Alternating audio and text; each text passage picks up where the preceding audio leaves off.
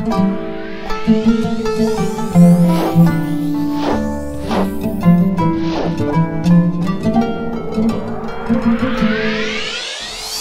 alaikum wa rahmatullahi wa barakatuh. Et à ceux qui ne sont pas musulmans, que la paix de Dieu soit sur vous.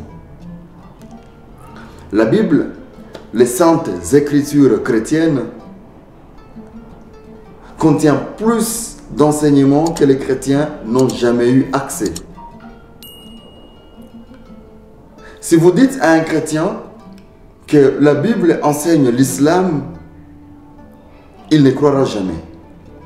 Dites à un chrétien que le prophète Mohammed sallallahu alayhi wa sallam c'est un prophète de Dieu, il n'y croira jamais.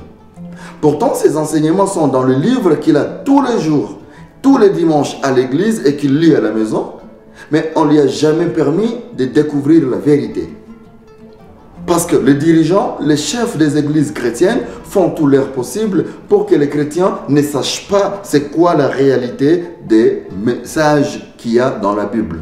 Parce que les messages qui sont dans la Bible sont destinés à enseigner les gens vers l'islam et non vers le christianisme.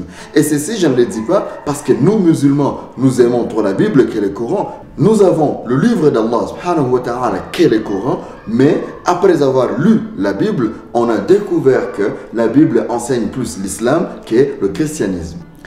Aujourd'hui, nous allons montrer aux chrétiens que le prophète Mohammed sallallahu alayhi wa sallam est bien dans la Bible, reconnu comme prophète de Dieu. Nous lirons le passage de la Bible se trouvant dans le livre des Galates, chapitre 4, verset 21 jusqu'au verset 23 qui dit: Car il est écrit qu'Abraham eut deux fils, un de la femme esclave et un de la femme libre.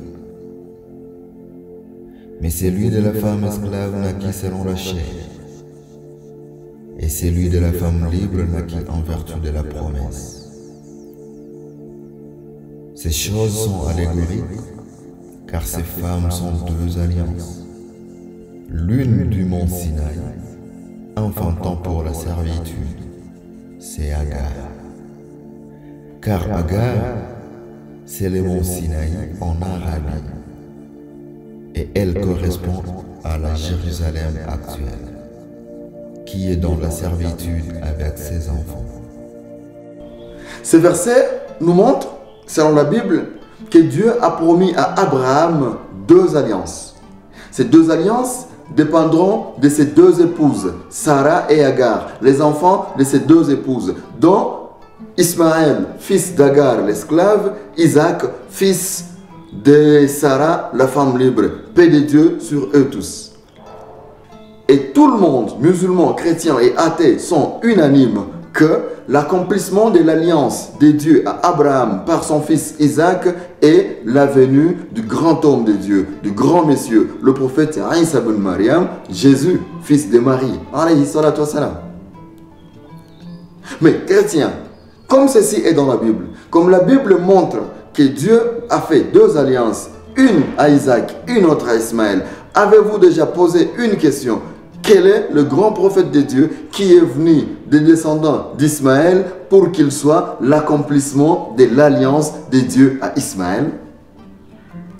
Cette question, posez-la à un pasteur, à un prêtre, à un diacre, à un évêque, à un prophète chrétien, au pape. Ils ne vous donneront jamais la réponse. Ils ne vous diront jamais qui est ce grand homme de Dieu, qui est ce grand prophète, qui est issu de la descendance d'Ismaël pour l'accomplissement de l'alliance de Dieu à Abraham par son fils Ismaël. Mais ils ne te montreront que Jésus, c'est le grand homme de Dieu, Jésus, c'est le grand prophète envoyé sur terre pour accomplir l'alliance de Dieu à Abraham par son fils Isaac. En plus, l'auteur du passage, qui est Paul, fait d'ailleurs une très bonne situation géographique de l'accomplissement de ces deux alliances. Pour lui, une alliance sera accomplie en Arabie et une autre alliance sera accomplie à Jérusalem. Alors la question revient, c'est qui ce prophète de Dieu, issu des enfants d'Ismaël, descendants d'Ismaël, qui est venu de l'Arabie pour qu'il soit l'accomplissement de l'alliance de Dieu à Abraham, passant par son fils Ismaël? C'est lequel? Chrétiens, Les saviez-vous? C'est pourtant dans votre livre. Pasteur, l'enseignez-vous? Diacre, le dites-vous à vos fidèles?